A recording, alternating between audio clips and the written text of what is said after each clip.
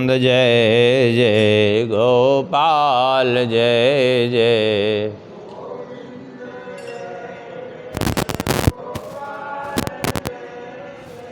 श्री राधा रमण हरि गोविंद जय जय।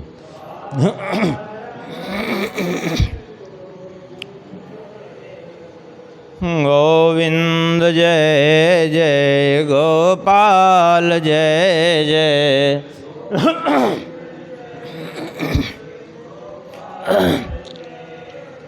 श्री राधा रमण हरि गोविंद जय जय।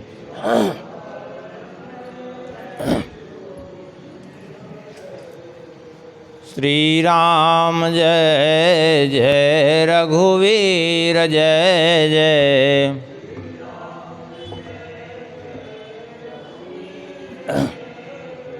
सीतारमण श्री रघुनाथ जय जय।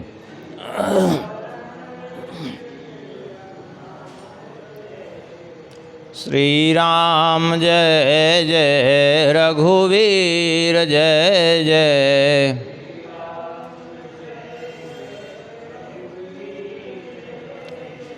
सीतारमण श्री रघुनाथ जय जय।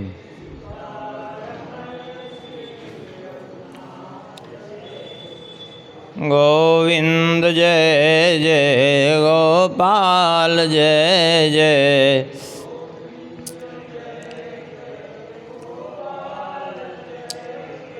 श्री राधा रमण हरि गोविंद जय जय।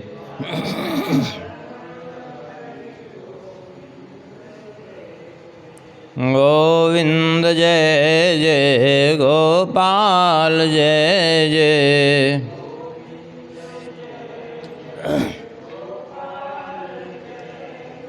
श्री राधा रमण हरि गोविंद जय जय।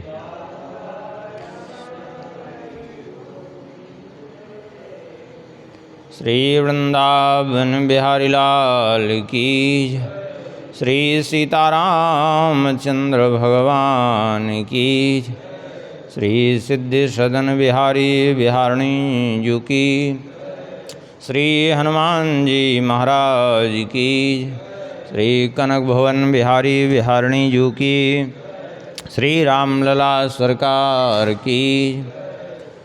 श्री सद्गुरुदेव भगवान की। परम पावन ग्रंथ श्री भक्तमाल की। श्री वन्नाभा गोस्वामी जी महाराज की। श्री प्रियादास जी महाराज की।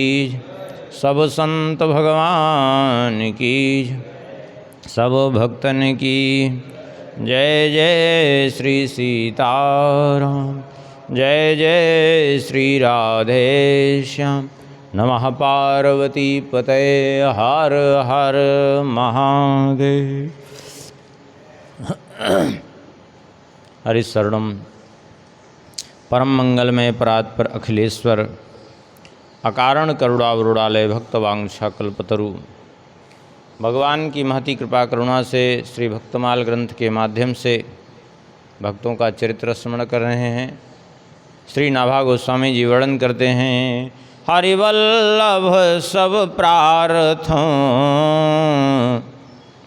जिन चरण रेणुमा साधरी। हरिवल्लभ सब प्रार्थों जिन चरण रेणुमा साधरी। कमलागरुण सुनंद आदि षोडश प्रभु पद रति। कमलागरुण सुनंद आदि षोडश प्रभु पद रति। हनुमंत जाम्बवंत सुग्रीव विभीषण सबरी खगपति।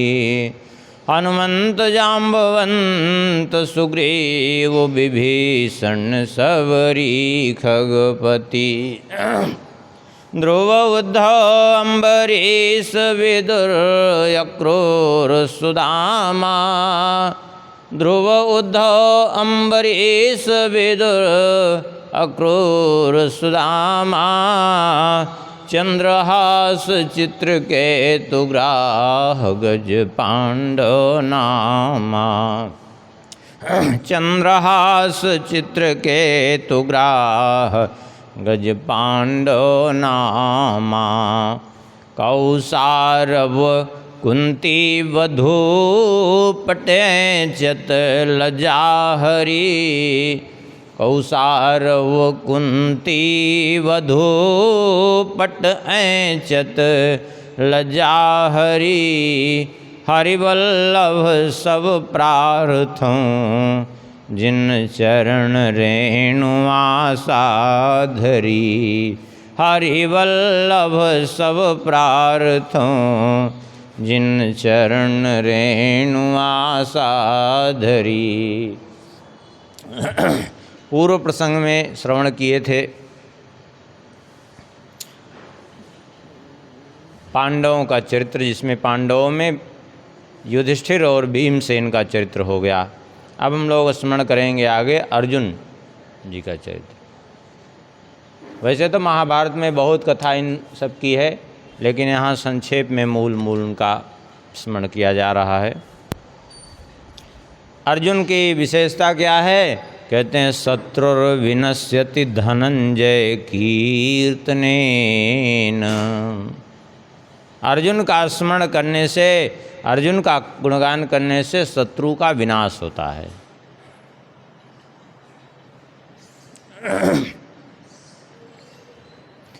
अर्जुन का भगवान के प्रति सख्य भाव है।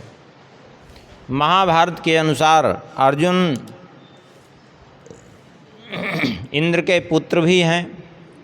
इंद्र के आधे अंश से भी अर्जुन का प्रादुर्भाव हुआ।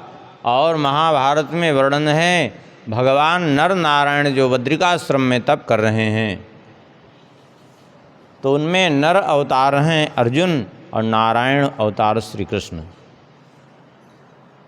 भगवान नर नारायण ही अर्जुन और श्री कृष्ण के रूप में धराधाम पर आए। तो अर्जुन नरावतार भी हैं, अर्जुन देवराज इंद्र के भी अवतार हैं। दोनों के सम्मिलित अंश से अर्जुन का प्रादुर्भाव हुआ है कुंती जी के पुत्र के रूप में।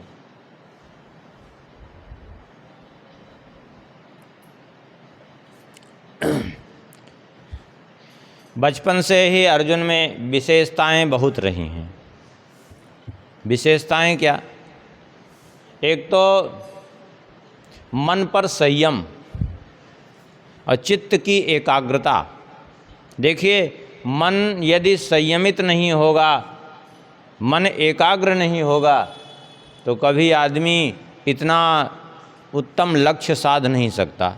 उत्तम लक्ष्य साधने के लिए मन को एकाग्र होना अत्यंत आवश्यक है, और वह अर्जुन में बहुत विशेष रूप से विद्यमान है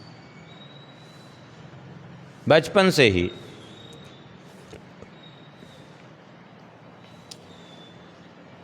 भगवान के प्रति इनका बचपन से ही सख्य भाव है, और भगवान इस बात को स्वयं ही कहते हैं तुम मेरे सखा हो। यहाँ तक कि भगवान ने जगह जगह महाभारत में ही कहा है अर्जुन मेरे प्राण हैं, अर्जुन और मुझ में कोई अंतर नहीं, यहाँ तक भगवान ने कहा है।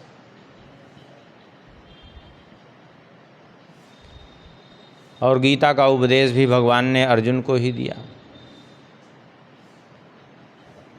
बचपन से ही गुरु निष्ठा भी ऐसी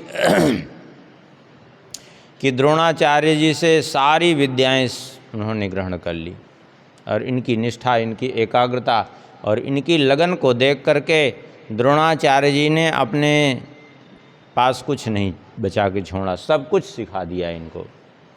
बचपन से इनमें अद्भुत बातें थी।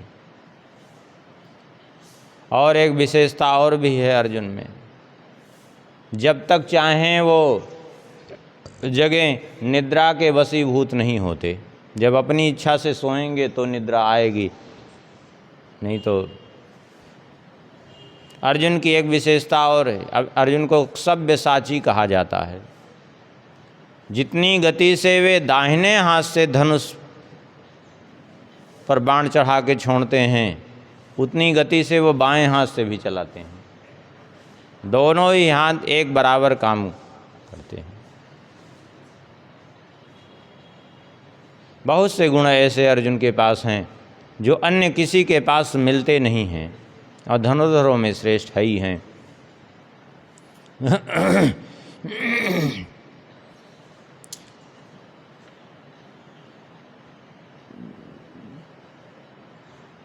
लक्ष्य भेदन की बात जब वहाँ आई तो अर्जुन ने ही लक्ष्य भेदन किया।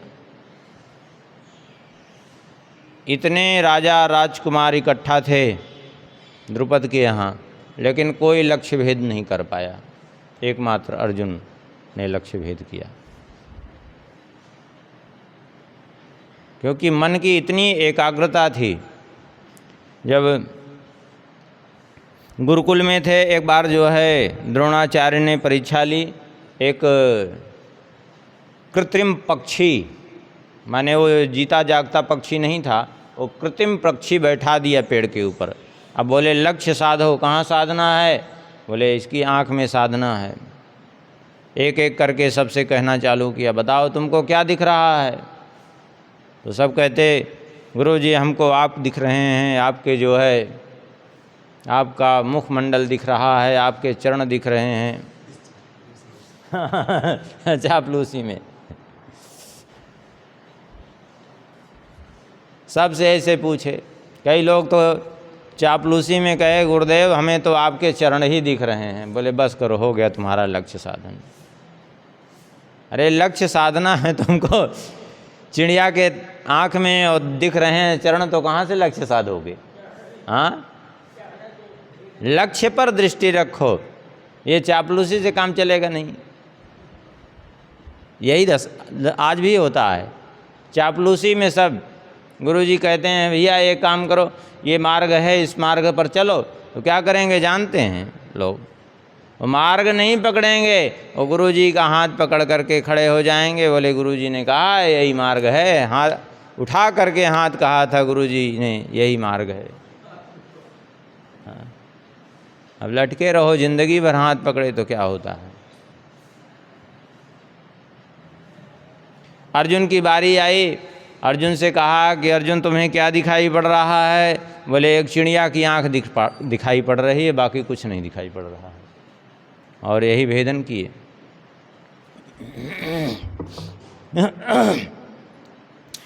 जब इनकी शिक्षा पूर्ण हो गई, कौरवों की और पांडवों की, द्रोणाचार्य ने कहा कि शिक्षा तुम्हारी पूर्ण हो गई। बोले हाँ शिक्षा पूर्ण हो गई, अब गुरुदक्षिणा मांग लीजिए, जो इच्छा हो आप। बोले जो मांगेंगे दोगे? बोले बिल्कुल देंगे।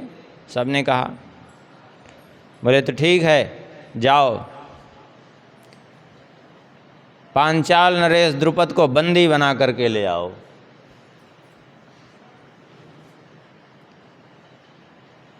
कौरव तैयार हो गए। बोले पहले हम ही जाएंगे। ठीक है तुम ही जाओ पहले, अगर इच्छा हो तो तुम सेना भी लेके जाओ। सेना भी ले लिया साथ में,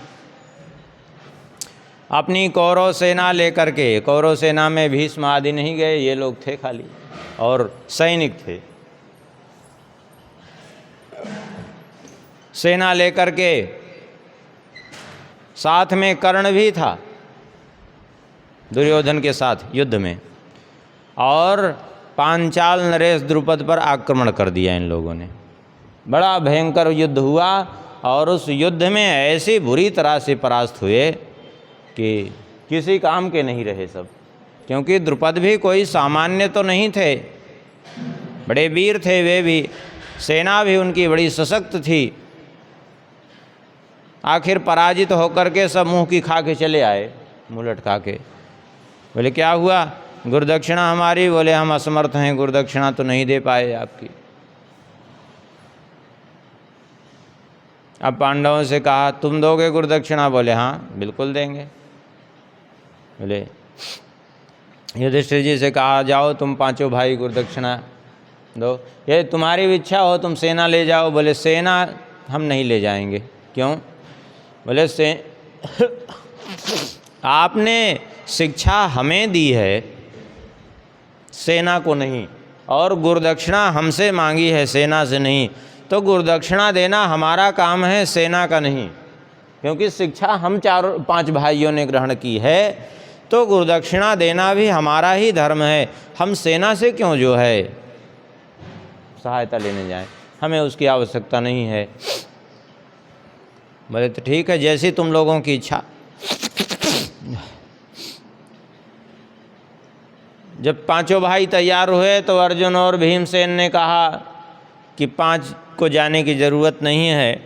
धर्मराज युधिष्ठिर से कहा, आप तो यहीं रहिए गुरुजी के पास, इनकी सेवा में, बस हम चार ही लोग जाएंगे, बाकी की सेना की आवश्यकता ही नहीं है। द्रोणाचार्य ने कहा, क्या कर रहे हो? बोले जब बस इतने की आवश्यकता ही है, बस करना क्या है, एक रथ की ज़रूरत मात्र रही। एक रथ लिया, रथ पर अर्जुन सवार हुए और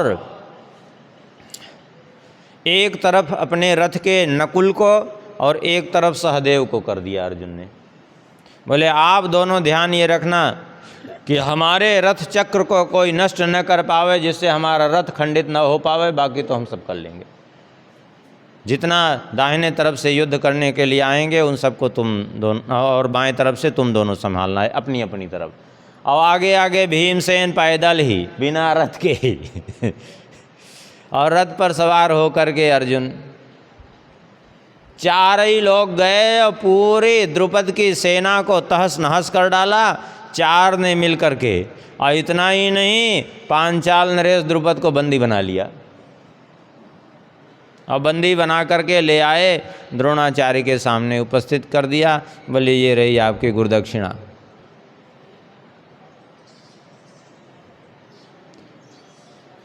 यद्यपि अर्जुन के द्वारा बंदी बनाए गए द्रुपद, लेकिन फिर भी उनको क्रोध अर्जुन के प्रति नहीं था, उनको द्रोणाचार्य के प्रति क्रोध था कि ये लोग तो निमित्त मात्र हैं, गुरुदक्षिणा दे रहे हैं। और दूसरी बात यह है कि वो अर्जुन के प्रति उनकी श्रद्धा हुई, इसलिए कि वो मन ही मन ये संकल्प करने लगे कि किसी तरह हमें ऐसी पुत्री मिले कि ये हमारे दामाद बन जाएं, जिससे कि जो है द्रोणाचार्य से हम बदला ले सकें। क्योंकि द्रोणाचार्य को यदि युद्ध में कोई मात दे सकता है तो यही दे सकते हैं, दूसरा कोई नहीं पृथ्वी पर, जिसके सामने देवता भी नहीं ठहर सकते युद्ध में, मनुष्य की तो बात जाने दीजिए। सारे देवता यदि एक साथ युद्ध करें मिलकर के द्रोणाचार्य से, तो ठहर नहीं सकते उनके सामने। द्रोणाचार्य के पास ले आए। अच्छा, द्रोणाचार्य ने ऐसा किया क्यों था? उसका कारण ये था कि द्रुपद ने द्रोणाचार्य को अपमानित किया था। द्रोणाचार्य और द्रुपद साथ साथ गुरुकुल में पढ़ते थे, जब विद्या अध्ययन करते साथ साथ रहते, साथ साथ बड़ी दोनों में मित्रता थी, बड़ी प्रीति थी। और द्रुपद बार बार कहते, जब मैं राजा बनूंगा तो आधा राज तुम्हारा होगा, आधा राज हमारा होगा, ऐसे बार बार वो कहते।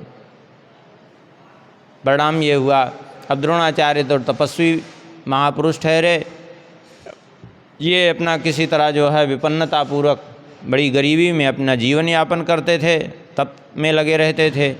लेकिन एक दिन इनके पुत्र अश्वत्थामा ने अपनी माँ कृपि से जब मांगा दूध, बच्चों को देखा कि ये सब दूध पीते हैं, तो उनसे दूध मांगा तो दूध तो था ही नहीं, चावल का आटा घोर करके दे दिया।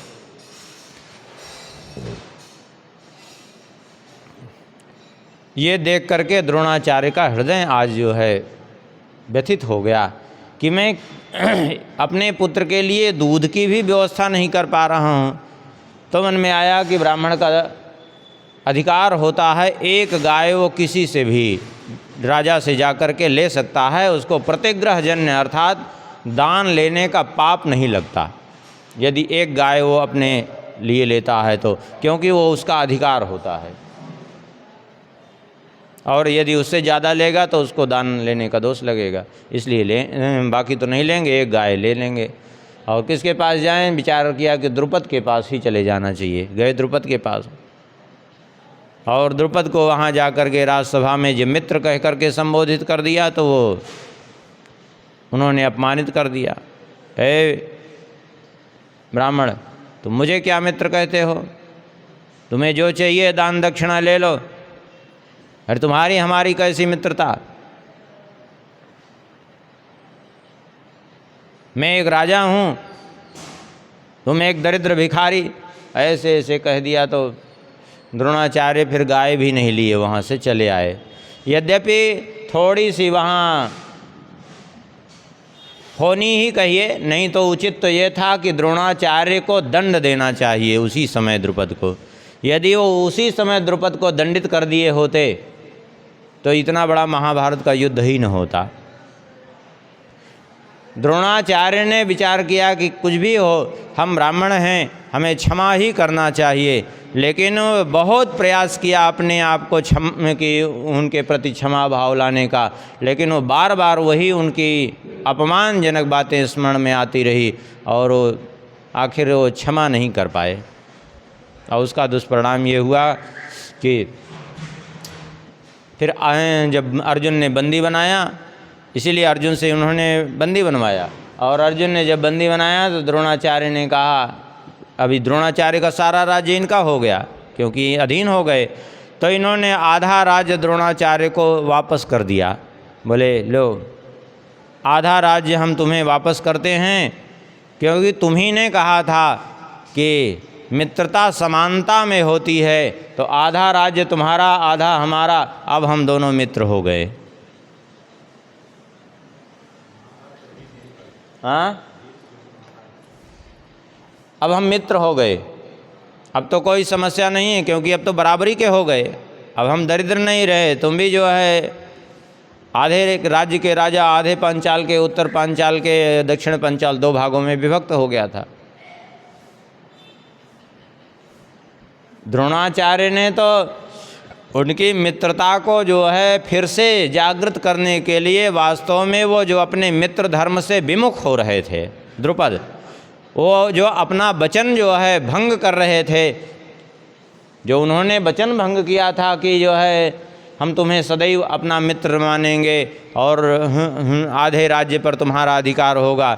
देखा जाए तो उन्होंने मित्रता का अपमान किया था, तो उसको उन्होंने जो है पूर्ण ही किया, लेकिन उसका परिणाम ये हुआ कि द्रुपद के अंदर प्रतिशोध की आग जलने लगी। और उन्होंने जा कर के एक ऋषि थे जिनका नाम था उपयाज, उनके पास जाकर कहा कि हमारा यज्ञ करा दीजिए जिससे हमें एक पुत्र और एक पुत्री की प्राप्ति हो। उन्होंने मना कर दिया, बोले जो है हम नहीं यज्ञ करा सकते तुम्हारा ये, क्योंकि ऐसा अनुचित कर्म हम नहीं करेंगे किसी की हिंसा के लिए। बोले हम आपकी शरण में आए हैं, कुछ तो करिए। बोले देखो हम तो कुछ नहीं कर सकते, लेकिन यह है कि तुम हमारे बड़े भाई के पास चले जाओ, याज के पास। वो इतना ज़्यादा विचार नहीं करते हैं कि जो यज्ञ कराने वाला है वो उत्तम पात्र है कि नहीं है, तो इतना ज़्यादा विचार नहीं करते हैं, तो वो करा देंगे। हाँ, वो कराएंगे। वे यदि आचार्यत्व तो स्वीकार कर ले रहेंगे तो साथ में सहयोग हम भले कर दें, लेकिन हम आचार्यत्व तो नहीं स्वीकार करेंगे तुम्हारा। क्यों? क्योंकि जितना भी यज्ञ में त्रुटियां होती हैं, जितने दोष बनते हैं, उस सब का भागी आचार्य होता है। सारा जो है दोष का वो आचार्य के ऊपर जाता है। गए उनके पास तो उन्होंने स्वीकार कर लिया। अब ये क्यों जो है कहा था, उसका कारण ये था कि एक बार उपयाज ने उनको देख लिया था। याज जा रहे थे, एक फल रास्ते में जो है गिरा हुआ था, उसको उठा लिया, उठा करके खा लिया। उसी पर उपयाज ने कहा इनको उतना विचार नहीं है। अरे फल गिरा है तो विचार करना चाहिए कि ये पेड़ किसका है, फल किसका है, क्यों यहाँ गिरा है। बिना विचारे कुछ भी नहीं ग्रहण करना चाहिए। इतना सूक्ष्म विचार रहता था पहले, इसीलिए लोगों का जीवन भी पवित्र रहता था, क्योंकि सूक्ष्म विचार था उनका। अब सूक्ष्म विचार ही नहीं है, विचार कहाँ से करेंगे? ऐसे ऐसे मूर्खों का जमघट है कि क्या कहना है।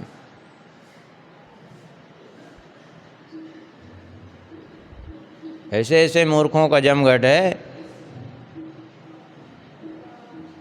तर्क देते हैं, कहेंगे कि किशमिश जब खा सकते हैं तो किशमिश से बनी मदिरा क्यों नहीं, तर्क देते हैं। ऐसे ऐसे लोग हैं।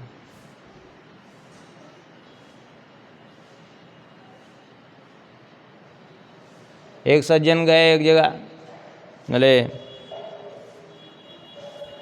महात्मा के पास। महात्मा ने कहा, भाई देखो ऐसा है कि ये मदिरा आदि का सेवन नहीं करना चाहिए, नशीली वस्तु का सेवन नहीं करना चाहिए।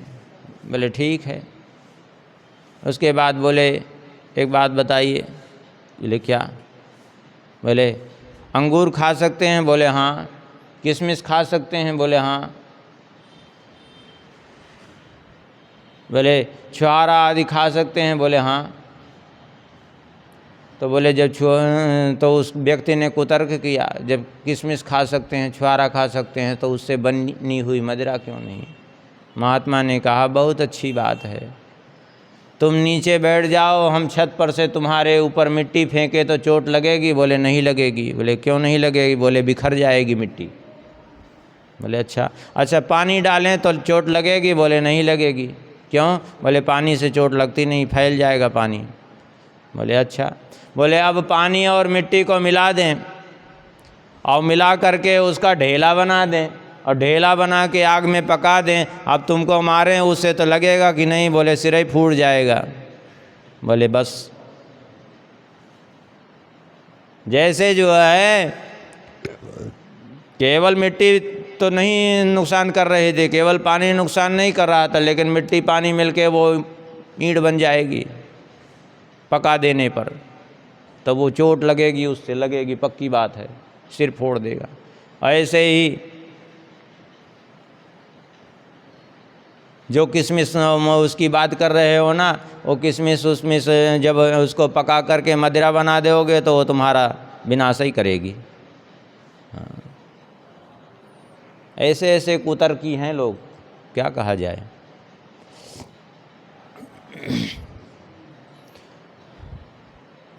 अब यहाँ बहुत उधर नहीं जाएंगे, यहाँ चल रहा था प्रसंग जो है अर्जुन का। बाद में उन्होंने यज्ञ कराया तो धृष्टद्युम्न और द्रौपदी का जन्म हुआ उससे। इस प्रकार से आधा राज्य इनको मिल गया, द्रोणाचार्य को उनका। और द्रोणाचार्य फिर यहीं हस्तिनापुर में ही सभा में रहने लगे और उसी का दुष्परिणाम हुआ। बाद में इनको अधर्म की ओर से युद्ध करना पड़ा। पहले ये मात्र जो है वहाँ से अपमानित होने के कारण ही ये गए हैं कुल के बच्चों को शिक्षा दिया है इन्होंने, नहीं तो न जाते हस्तिनापुर। हस्तिनापुर गए हैं, वहाँ शिक्षा जो बच्चों को दी है उसका कारण था यही कि यहाँ से अपमानित होने के कारण ऐसी समस्या खड़ी हुई। इसलिए कभी किसी का ऐसा भी अपमान मत कर दो कि वो तुम्हारे लिए हानिकारक बन जाए। अब वो दशा क्या हुई, द्रुपद के लिए भी विनाशकारक हुई और द्रोणाचार्य के लिए भी विनाशकारक हुई। भाई द्रुपद भी तो मारे गए युद्ध में, उनका भी तो परिवार सब नष्ट हो गया, बचा ही कौन वहाँ उस युद्ध में।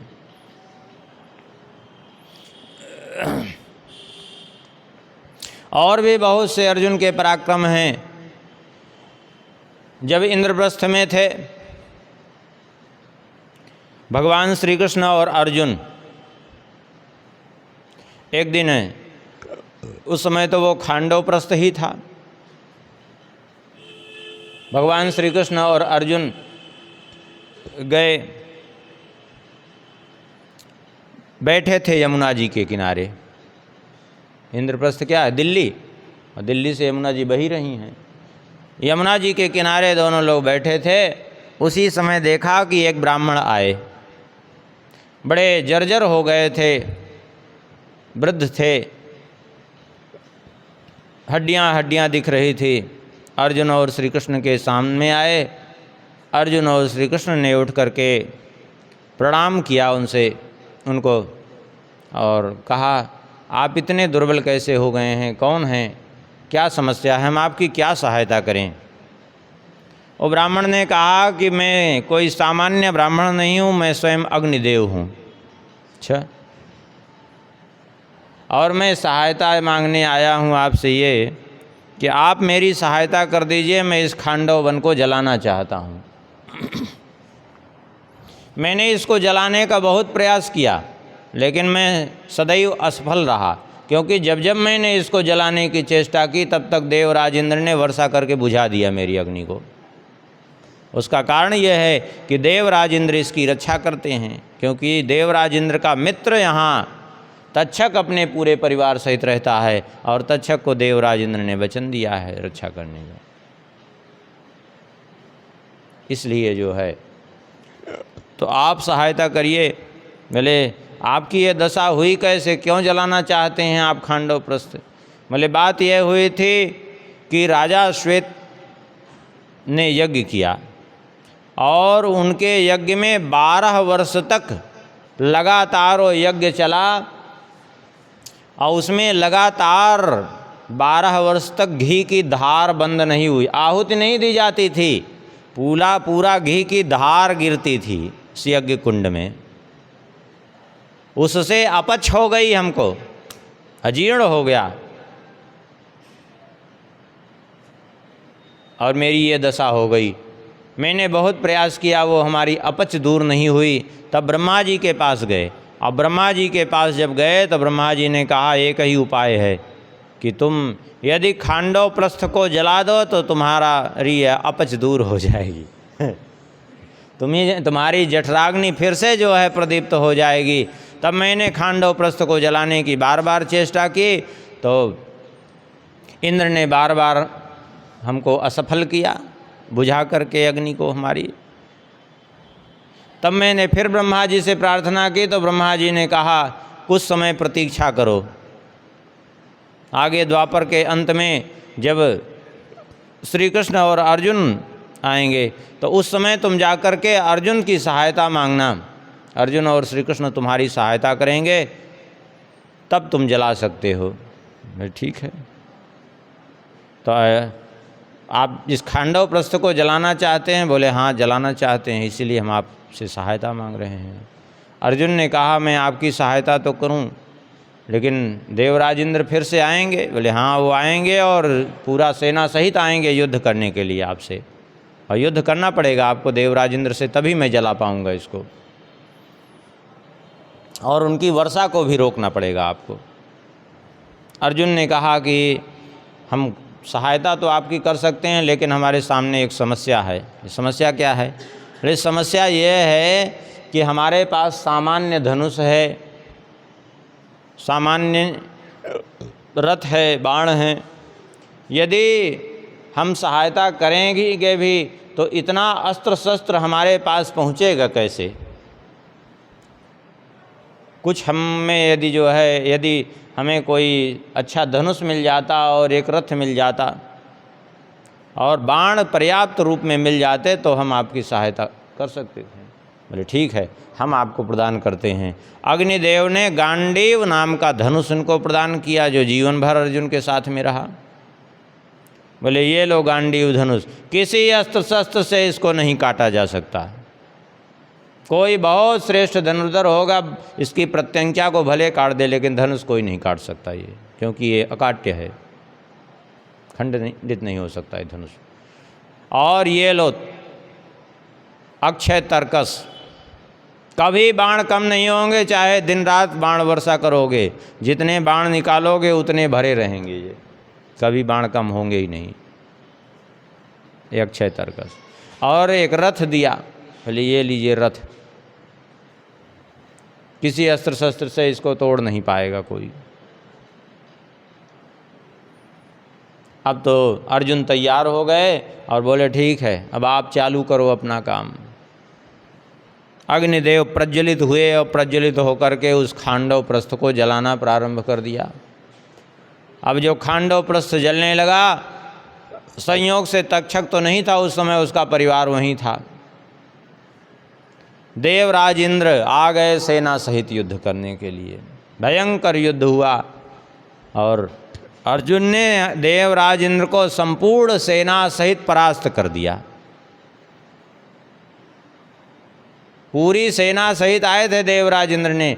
इधर से लड़ने वाले अर्जुन थे और सारथी के रूप में श्री कृष्ण, वहीं सारथी बने थे पहले भगवान। और आखिर में जो है हार गए देवराज इंद्र। सारा खांडव प्रस्थ जलने लगा। उसी में तक्षक का जो वंश था पूरा, वह भी जल करके भस्म हो गया। तक्षक बच गया। एक अश्वसेन नाम का सर्प था, वो भागा वहाँ से। भगवान ने कहा भाग रहा है, मारो इसको।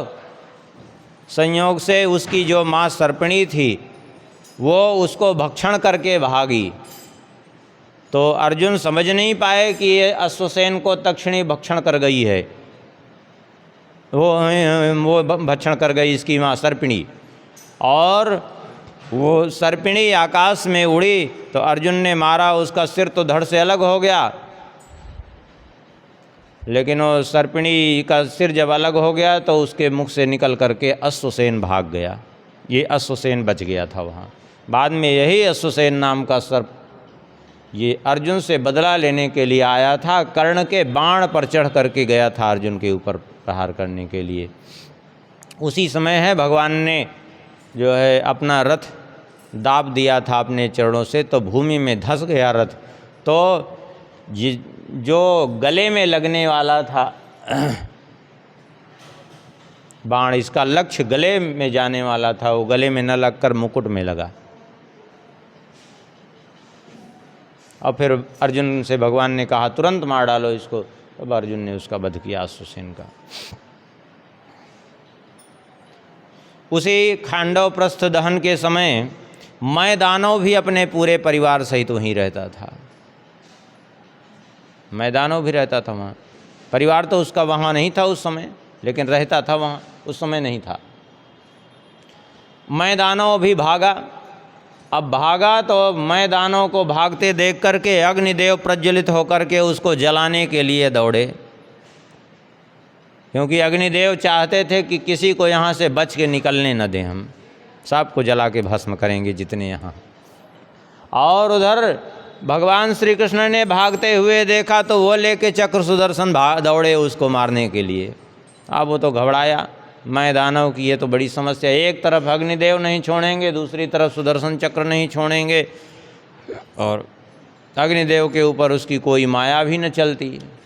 हाँ, आखिर में जो है विवश होकर के वो अर्जुन की शरण में आ गया। त्राहिमाम कह करके अर्जुन की शरण में आ गया। तो अर्जुन ने कह दिया ठीक है, तुम निर्भय हो जाओ। जब अर्जुन ने उसको अभयदान दे दिया तो भगवान ने अपना चक्र सुदर्शन वापस ले लिया। सारा खांडव बन जल करके भस्म हो गया। उसका तक्षक का पूरा परिवार नष्ट हो गया था। इसीलिए अर्जुन से तक्षक बदला लेना चाहता था, लेकिन जीवन भर प्रतीक्षा करता रहा, प्रयास भी किया, लेकिन नहीं जब बदला ले पाया तो बदला कहाँ लिया? परीक्षित जी से लिया। परीक्षित जी से भी ले ना पाता, लेकिन वो चूँकि एक ब्राह्मण का श्राप लगा, उस श्राप के कारण उसको बल प्राप्त हुआ और उसको बदला लेने का अवसर। क्योंकि सर्पों में बदला लेने की प्रवृत्ति जो है इतनी भयंकर होती है कि वो जाती नहीं है प्रवृत्ति।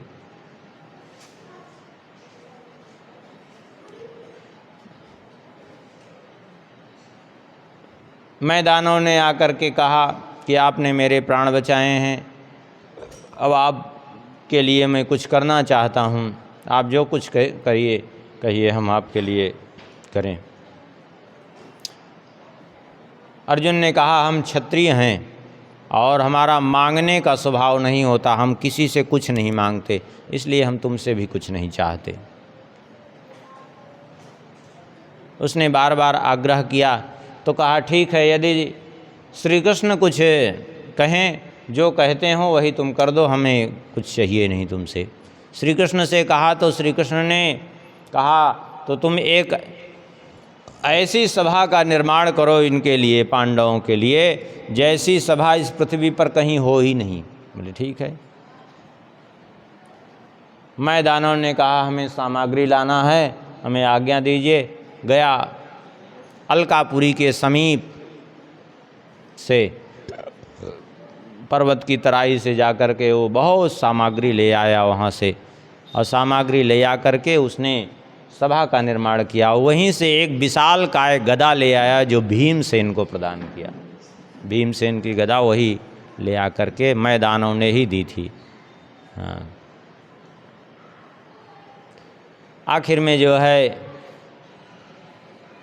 उस सभा का निर्माण किया। और वो सभा बड़ी विचित्र, स्थिर सभा नहीं थी। वो सभा ऐसी थी कि इसके 10,000 किंकर नाम के राक्षस जो सेवक थे, उनको आज्ञा दी कि तुम लोग यहीं रहो, जब पांडव आज्ञा दें तुम्हें, जहाँ ले जाने की आज्ञा दें, अपने कंधे पर लाद के ले जाओ इस सभा को। कितनी बड़ी सभा थी, महाभारत में उसका परिमाण वर्णन है।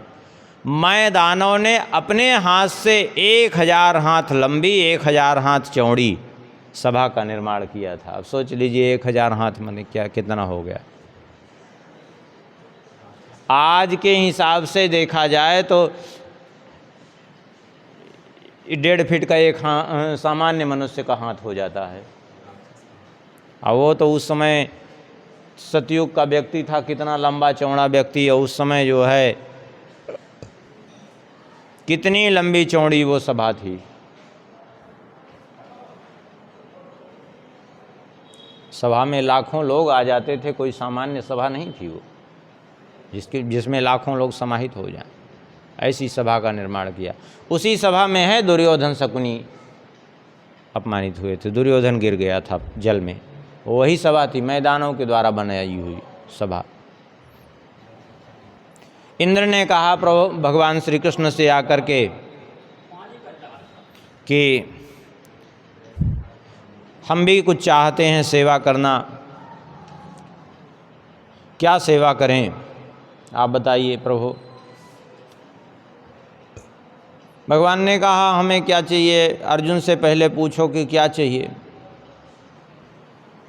अर्जुन से कहा कि आप देखो, हम देवता हैं और देवताओं का जो है नियम होता है, वो जब किसी को अपना दर्शन देते हैं, उनका दर्शन दुर्लभ होता है, जब किसी को दर्शन देते हैं तो कुछ न कुछ देते हैं वो। तो आप हमें से कुछ मांग लीजिए, जो इच्छा हो वो वरदान आप मांग लीजिए। अर्जुन ने कहा कि ठीक है, तो हमें जो है अस्त्र शस्त्र प्रदान करिए। देवराज इंद्र ने कहा ठीक है, हम समय आने पर तुम्हें जो है अस्त्र शस्त्र अवश्य प्रदान करेंगे। भविष्य में ऐसा समय आएगा कि तुम हमारे इंद्रलोक को आओगे और तुम्हें हम बहुत सा अस्त्र शस्त्र प्रदान करेंगे, दिव्य अस्त्र।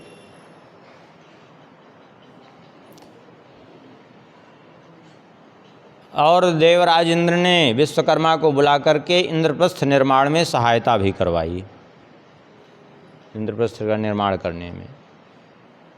भगवान से कहा कि यद्यपि प्रभु आप तो स्वयं भगवान हैं, सबको देने वाले, लेकिन फिर भी अभी इस समय आप मानव लोक में हैं, मनुष्य लोक में, और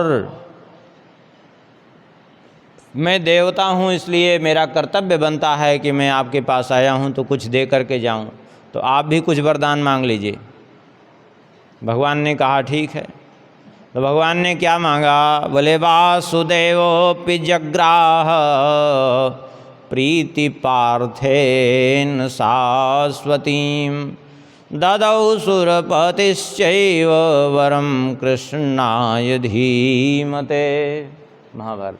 भगवान ने कहा तो ठीक है, हमें यही वरदान दे दीजिए कि अर्जुन के प्रति हमारी शाश्वत प्रीति बनी रहे, हमेशा प्रीति बनी रहे इनसे हमारी। ये भगवान ने वरदान मांगा देवराज इंद्र से। देवराज इंद्र ने कहा ठीक है प्रभु, तथास्तु, ऐसा ही होगा। बहुत से चरित्र हैं अर्जुन के। दिव्यास्त्र प्राप्त करने गए थे तो वहाँ एक मूक नाम के दैत्य को भेजा था, सूकर का रूप बना करके गया अर्जुन को मारने के लिए। उस समय अर्जुन ने भी बाण मारा और भगवान शंकर जी ने भी एक भील रूप धारण करके, किरात अवतार धारण करके भगवान ने, शंकर जी ने भी बाण मारा। दोनों का बाण लगा, सूकर मर गया। सूकर क्या, वो तो था मूक नाम का दैत्य, अर्जुन वो दुर्योधन का मित्र था, वो मारने के लिए गया था। दोनों में वाद विवाद होने लगे। अर्जुन ने कहा कि हमने मारा, और भगवान शंकर जी किरात वेश में थे, उन्होंने कहा हमने मारा। अब तो दोनों में भयंकर युद्ध हुआ, और उस युद्ध में भगवान शंकर जी इनके युद्ध कौशल से संतुष्ट हो गए। यद्यपि अर्जुन बड़े श्रमित हो गए, थक गए, सारे अस्त्र शस्त्र उनके भगवान शंकर जी के ऊपर जो छोड़ते सब विफल हो गए। अंत में उन्होंने विचार किया कि भगवान शंकर जी की हमें पहले आराधना करनी चाहिए, क्योंकि भगवान शंकर जी की ही तो तपस्या कर रहे थे। तो जो शिवलिंग स्थापित किए थे नित्य आराधना के लिए, उन्हीं की पूजा करने लगे। अब बड़ी विचित्र बात थी ये कि फूल चढ़ावें जो है, जहाँ शिवलिंग पे तो वो चढ़ रहा है, वहाँ जा कर के किरात के ऊपर, वो किरात रूप में शंकर जी ही तो थे। माला चढ़ावें, यहाँ तो चढ़ रहा है, वहाँ बेलपत्र चढ़ावें, इनके सिर पे तो चढ़ रहा है, उनके सिर पे। ये कैसे उड़ के जा रहा है वहाँ, कुछ समझ में नहीं आई। अर्जुन समझ गए कि लगता है ये सामान्य कोई किरात नहीं, क्योंकि भोलेनाथ को जो चीज़ चढ़ा रहे हैं ये उनको चढ़ रहा है, इसका मतलब जो है सामान्य किरात नहीं। चढ़ों में गिर गए। भगवान शंकर जी ने प्रकट होकर के दर्शन दिया इनको। ऐसी बहुत सी लीलाएं हैं। और इनका जो है धैर्य देखिए, जितेंद्रियता इनकी, अर्जुन की अगर देखना हो, स्वर्गलोक गए थे। स्वर्गलोक में देवराज इंद्र ने इनको अपने बगल में सिंहासन पे अपने साथ बिठाया। नृत्य हो रहा था उर्वशी का। ते उर्वशी को देखे, उर्वशी इनके रूप को देख करके मुग्ध हो गई, और इन्होंने उर्वशी को देखा तो उर्वशी ने ये समझा कि लगता है ये भी हमारे ऊपर मुग्ध हो गए हैं। और देवराज इंद्र ने भी यही समझा कि लगता है अर्जुन उर्वशी को देख रहे थे तो अर्जुन मुग्ध हो गए हैं। तो वो तो चाह ही रही थी उर्वशी, और देवराज इंद्र की आज्ञा भी मिल गई। बोले ठीक है चली जाओ, अर्जुन के पास तुम्हें जाना है तो, इच्छा है तो। गई। अर्जुन के पास जाकर के एकांत कक्ष में रात्रि के समय उसने जो है अपना प्रणय निवेदन किया। तो इन्होंने अपने कान पर हाथ धर लिए। ये क्या कह रहे हैं, आप तो मेरी माता हैं, मैं आपके साथ ऐसा कुछ भी नहीं कर सकता। बोले नहीं, हम अप्सराएं किसी की माता नहीं होती। नहीं। आखिर में उर्वशी ने बहुत चेष्टा की, लेकिन अर्जुन ने जब कुछ नहीं माना, बार बार उन माकर कह करके ही संबोधित किया, तब जो है उर्वशी ने क्रोध में आके श्राप दे दिया। श्राप दे दिया कि तुमने मेरे रूप सौंदर्य का तिरस्कार किया है। बड़े बड़े ऋषि मुनि भी जो है हमारे रूप को देख करके मुग्ध हो गए, और तुमने मेरा तिरस्कार किया है, इसलिए मैं श्राप देती हूँ कि तुम नपुंसक हो जाओ। श्रापित होना स्वीकार कर लिया, लेकिन जो है गलत स्वीकार नहीं किया। अर्जुन ने कहा मैंने आपको देखा था, किसी ऐसे भाव से हमने नहीं देखा था, हमने आपको मातृभाव से ही देखा था, क्योंकि आपको देख करके मुझे स्मरण हुआ था कि आप मेरे पूर्वज पूर्वा की धर्म पत्नी बनी थी। तो इसलिए मेरे पूर्वज की पत्नी होने के कारण मेरे लिए जैसे कुंती और माद्री पूजनीय हैं, उसी तरह आप मेरे लिए पूजनीय हैं। उर्वशी को भी अपनी गलती का आभास हुआ कि इनका मेरे प्रति पूर्ण रूप से मातृभाव था, फिर भी मैंने श्राप दिया। देवराज इंद्र ने आकर के कहा उर्वशी से, देखो श्राप जो दिया वो तो बदल नहीं सकता, लेकिन तुम इसकी सीमा निर्धारित कर दो, समय सीमा में इसको निर्धारित कर दो। तो उर्वशी ने कहा, देखो मेरा श्राप तो मिथ्या नहीं हो सकता, तो इसलिए तुम्हें नपुंसक बनना पड़ेगा, स्त्रियों के साथ नाच गान तो करनी पड़ेगी, लेकिन मैं ये श्राप अपना 1 वर्ष के लिए सीमित करती हूँ। तुम्हें ये 1 वर्ष तक ही केवल बिताना पड़ेगा, और जब से तुम चाहोगे, तुम्हारी इच्छा से वो प्राप्त होगा। ये तुम्हें जब तुम चाहोगे तब से तुम्हारे अंदर ये नपुंसकता का भाव आएगा, और 1 वर्ष तक ऐसी स्थिति रहेगी, उसके बाद अपने आप दूर हो जाएगा। देवराज इंद्र ने कहा कि अर्जुन तुम चिंता मत करना, क्योंकि ये ही श्राप तुम्हारे लिए वरदान का काम करेगा। कैसे? बोले तुम्हें यहाँ रहते रहते इतना समय निकल गया, अब आगे तुम जाओगे पृथ्वी लोक पर, अज्ञातवास का समय आने वाला है। अज्ञातवास में छुपने में तुम्हें ये बड़ा सहायक होगा, तुम्हें कोई पहचान नहीं पाएगा इससे। और वही हुआ। अर्जुन इसीलिए विराट नगर में बृहन्नला के रूप में रहते थे।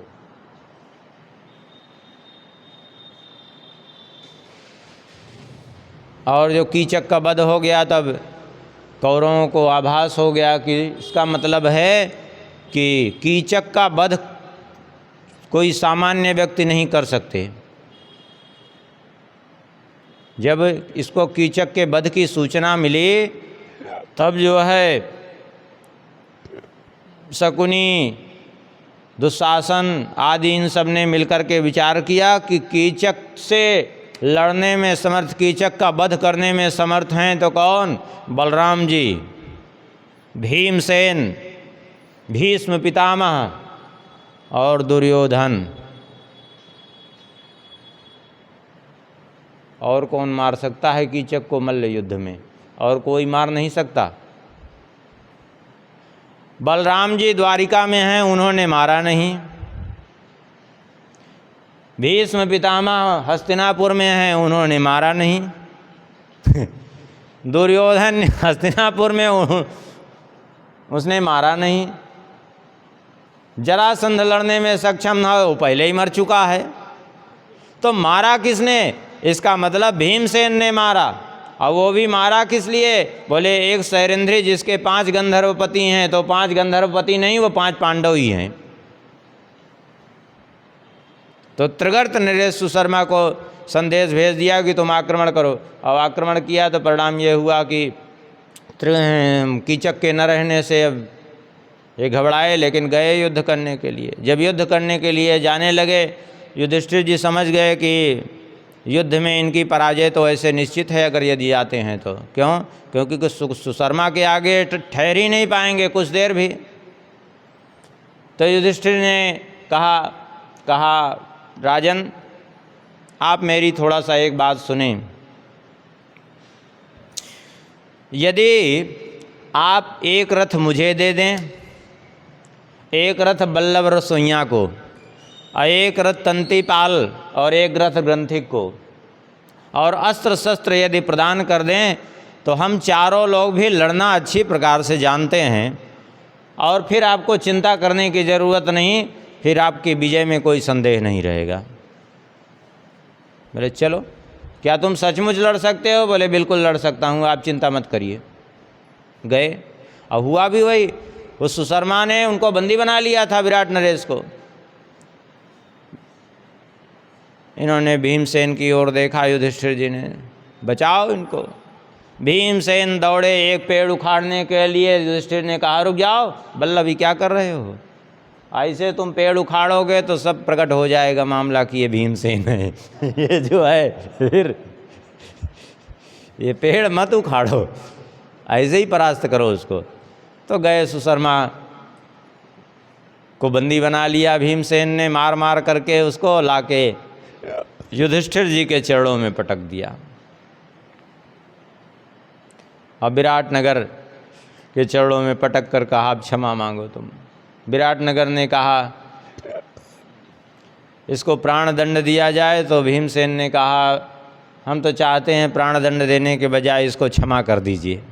अरे बोले, क्या ये बताओ कि क्या युधिष्ठिर होते तो क्षमा कर देते? बोले हाँ, वो क्षमा कर देते।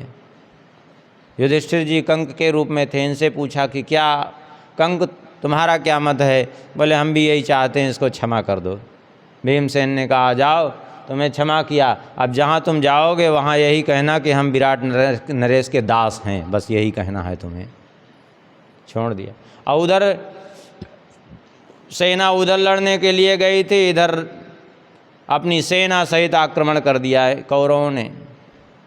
जब कौरवों ने आक्रमण कर दिया तो उस समय ये विचार करने लगे, उत्तर अकेले थे, सारी सेना गई थी लड़ने के लिए। उत्तर बड़ी बड़ी डींग हाँकने लगे सबके सामने।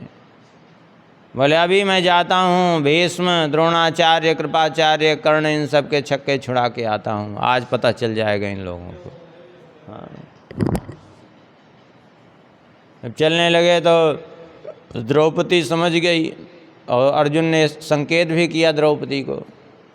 द्रौपदी ने कहा, देखो तुम जा तो रहे हो, लेकिन हमारे एक सलाह मान लो। द्रौपदी ने कहा इनकी पत्नी सुदेक्षणा से, कहा कि तुम्हारे पुत्र पर संकट है, क्योंकि कौरव सेना को परास्त करना सामान्य नहीं है। एक उपाय हो सकता है विजय का। बोले क्या? बोले बृहन्नला को अपना सारथी यदि बना करके तुम्हारा पुत्र जाए तो जहाँ बृहन्नला सारथी हो वहाँ कभी पराजय नहीं होती है। उत्तर ने कहा, ये बृहन्नला नपुंसक को सारथी बनाए? सुदेक्षणा ने कहा कि तुम इन्हीं को सारथी बना के जाओ, क्योंकि मैं जानती हूँ कि ये शैलेंद्री कभी झूठ नहीं बोलती। उस दिन शैलेंद्री ने कहा था ये सूर्योदय नहीं देखेगा, तो कीचक ने सूर्योदय नहीं देखा। मैंने हमेशा देखा है कि इसकी वाणी कभी झूठी नहीं हुई। गए। उत्तर ने जैसे ही वो सेना देखी, वो तो कहा रथ वापस लो। बृहन्नला के रूप में तो अर्जुन थे। अर्जुन ने कहा रथ वापस नहीं लेंगे हम, हाँ तुमको लड़ना होगा। अरे बोले ये सेना के सामने हम ठहर ही नहीं पाएंगे। बोले नहीं, तुम लड़ो, क्योंकि वहाँ बड़ी बड़ी डींग हाँक रहे थे। युद्ध से भागना उचित नहीं है। लेकिन वो रथ से कूद के भाग पड़ा। उत्तर भाग पड़ा तो अर्जुन भी रथ से कूदे, दौड़ करके पकड़ लिया, ले आके उसको सारथी की जगह बैठाया। बोले अब तुम नहीं लड़ोगे, हम लड़ेंगे। अरे बोले तुम क्या लड़ोगे? बोले लड़ेंगे हम, लेकिन ये जो धनुष तुम्हारे पास है इससे नहीं लड़ेंगे, क्योंकि ये हमारी भुजाओं के बल को संभाल ही नहीं पाएगा, एक झटके में टूट जाएगा। ये तो तुम्हारा धनुष हमारे लिए खिलौना मात्र है, चलो हमारे साथ। ले गए वहीं शमशान घाट जहाँ इनके अस्त्र शस्त्र रखे थे, समय वृक्ष में टंगे हुए। बोले चढ़ो इस पर। अब वो देखा तो इतना अस्त्र शस्त्र देख करके वो तो घबरा गया, ये किसके अस्त्र शस्त्र हैं? अर्जुन ने कहा ये पांडवों के अस्त्र शस्त्र हैं। बोले जब पांडवों के अस्त्र शस्त्र यहाँ हैं तो पांडव कहाँ हैं? अर्जुन ने कहा उनमें पांडव, अर्जुन तो मैं ही हूँ। विश्वास नहीं हुआ तो अर्जुन ने अपने 10 नाम बताए, तब जा कर के उसको विश्वास हुआ। बोले चिंता मत करो तुम। उसको विश्वास हो गया कि अब हमारी पराजय नहीं हो सकती। क्यों? क्योंकि अर्जुन जो है को कोई नहीं परास्त कर सकता था। अरे जब इंद्रलोक गए थे अर्जुन, तो इंद्र ने कहा इनसे कि 3 करोड़ निवात कवच नाम के दैत्य हैं, उनसे युद्ध करना है। हम लोग उनसे बहुत परेशान रहते हैं और हम देवता उनको परास्त नहीं कर पा रहे हैं। यहाँ तक कि निवात कवचों से रावण का युद्ध हुआ था। 7 दिन तक युद्ध हुआ था निवात कवचों से, भयंकर युद्ध हुआ था। बाद में ब्रह्मा जी ने प्रकट होकर के दोनों की मैत्री करवा दी थी। इनको अर्जुन से देवराज इंद्र ने जब कहा तो अर्जुन ने कहा ठीक है, हम जाएंगे उनका वध करने के लिए। अकेले गए हैं अर्जुन, उन 3 करोड़ निवात कवचों का वध अकेले करके आए हैं। सब कोई सामान्य नहीं थे लोग। अर्जुन गए वहाँ, अब इनके धनुष की टंकार सुन करके ही उन सब के कान खड़े हो गए। ये तो अर्जुन के धनुष की टंकार है, लेकिन ये अर्जुन, जब धनुष अर्जुन का था तो ये बृहन्नला ये कौन है? इसका मतलब बृहन्नला के रूप में अर्जुन ही हैं। और फिर अकेले ही अर्जुन ने सारी सेना को परास्त कर दिया है। तो सारी सेना को परास्त करके सब मूर्छित अवस्था में थे। वस्त्र सबके उत्तरीय वस्त्र उतार उतार करके ले आए, क्योंकि उत्तरा ने मंगाया था गुड्डा गुड़िया बनाने के लिए। हाँ, सब लज्जित होकर के कौरव वहाँ से चले गए।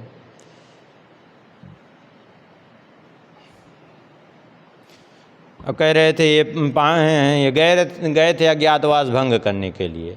दुर्योधन ने कहा अज्ञातवास इनका जो है भंग हो गया है, आप कहिए ये लोग फिर से वन में जाएं। और आप सत्यवादी हैं, हम जानते हैं कि आपकी बात आप कभी झूठ नहीं बोलते हैं, तो आप स्वयं गणना करके देखिए इनका अज्ञातवास भंग हो गया। भीष्म ने गणना की तो गणना करके बताया भीष्म ने कि अज्ञातवास की अवधि पूरी हो गई, 12 दिन अधिक हो गया है। 12 दिन अधिक हो गया है।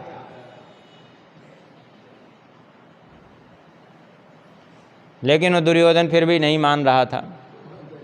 आखिर परास्त होकर के वहाँ से लज्जित होकर के आना पड़ा उसको।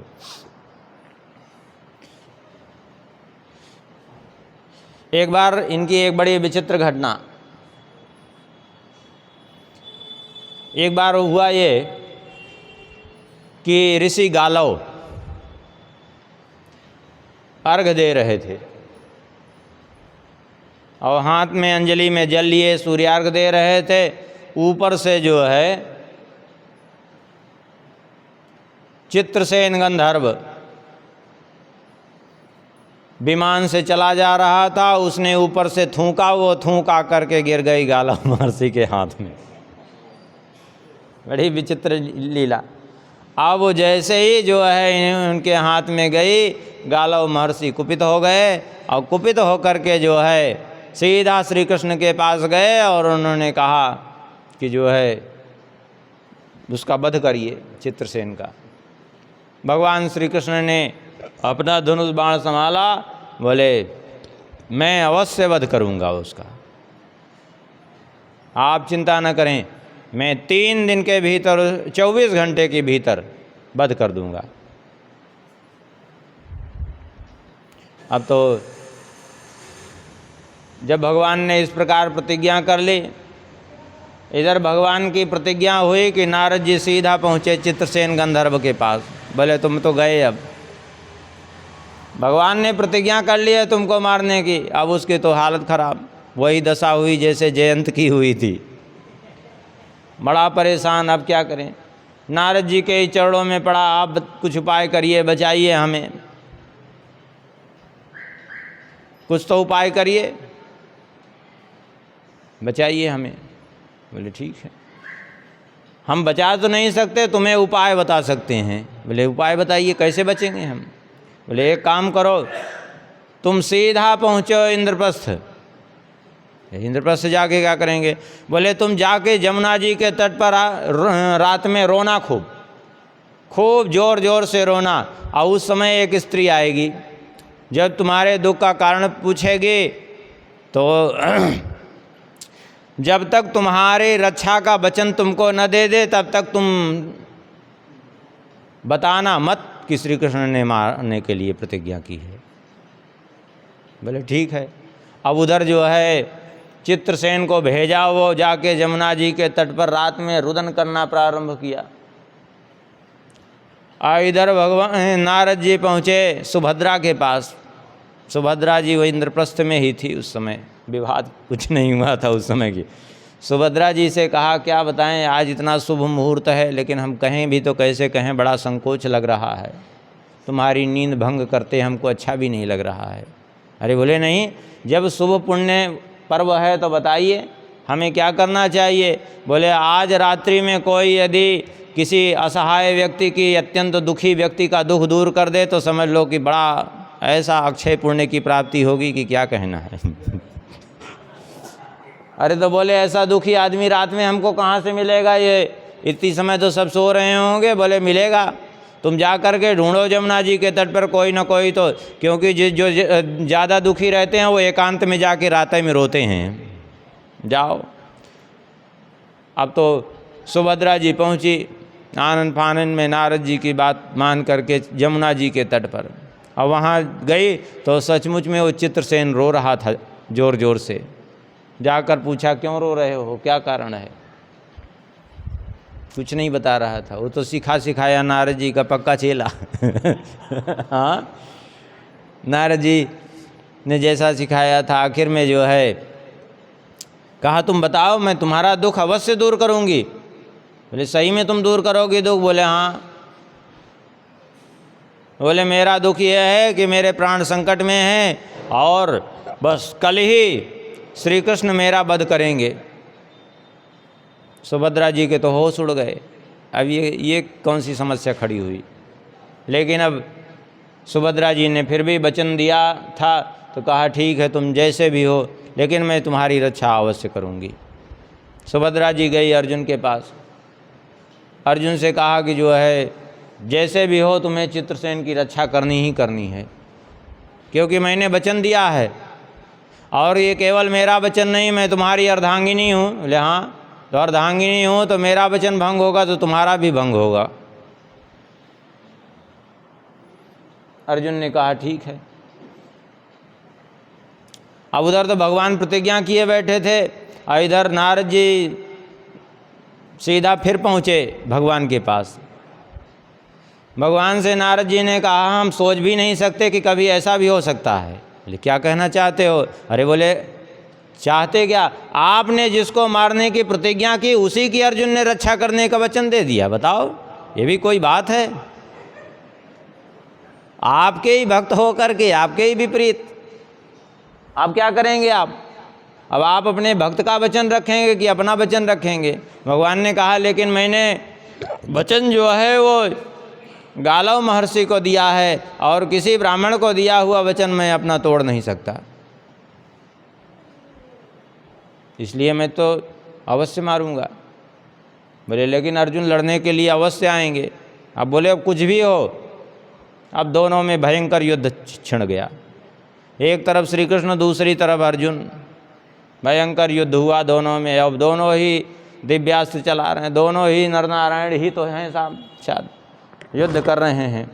अब युद्ध से सब अत्यंत व्यथित हो गए, देवता भी व्यथित हो गए, तो प्रलय हो जाएगा ये दोनों अगर युद्ध करेंगे तो अनर्थ हो जाएगा। भगवान शंकर जी आए। भगवान शंकर जी ने भगवान श्री कृष्ण को शांत किया। कहा प्रभु आपकी सदा से एक रीति रही है, सदा से आपका स्वभाव रहा है कि जहाँ आपका वचन और भक्त का वचन जब दोनों आपस में टकराते हैं तो हमेशा आप पीछे हट जाते हैं, भक्त का मान रखते हैं। अरे आप आज भी भक्त का ही मान रख लीजिए।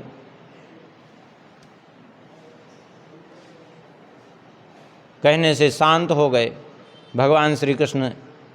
युद्ध बंद कर दिए। अब जब युद्ध बंद कर दिए तो महर्षि गालव उछल पड़े। अरे कोई बात नहीं, अब श्री कृष्ण नहीं मारना चाहते तो हम ही इसको भस्म करेंगे, इस चित्रसेन को हम ही भस्म कर देंगे। और चित्रसेन को ही नहीं, अब श्री कृष्ण ने अपना वचन तोड़ा है, अब अर्जुन श्री कृष्ण और सुभद्रा चित्रसेन सबको हम श्राप देंगे। अब कुपित हो करके महर्षि गालव ने हाथ में जल लिया और सुभद्रा जी ने कहा ये सारी मुसीबत तो हम ही ने बीच में फंसाई, लड़ाया हम ही ने, ये तो बड़ी समस्या, आप क्या करें। तो सुभद्रा जी ने सोचा अब श्री कृष्ण महर्षि गालव का अपमान करेंगे नहीं, वो कुछ रोकेंगे नहीं और अर्जुन भी रोकेंगे नहीं, और चित्र से इनकी सामर्थ्य नहीं है रोकने की, अब क्या करें, हम ही को कुछ करना पड़ेगा।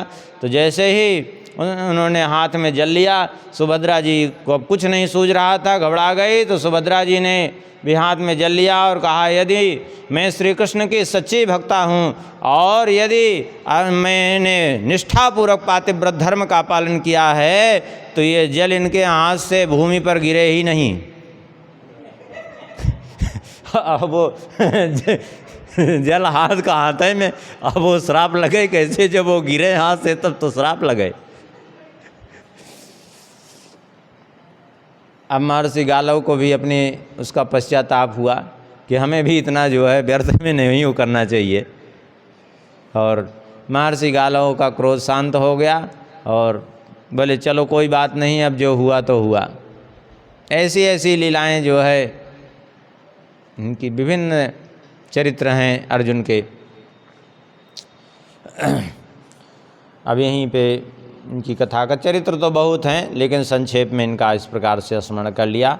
भगवान के बड़े भक्त थे, ऐसे भक्त थे कि सोते समय भी इनके नाम से श्री कृष्ण नाम की ध्वनि प्रकट होती थी। हाँ, इनके रोम रोम से श्री कृष्ण नाम की ध्वनि प्रकट होती थी। श्री अर्जुन जी महाराज की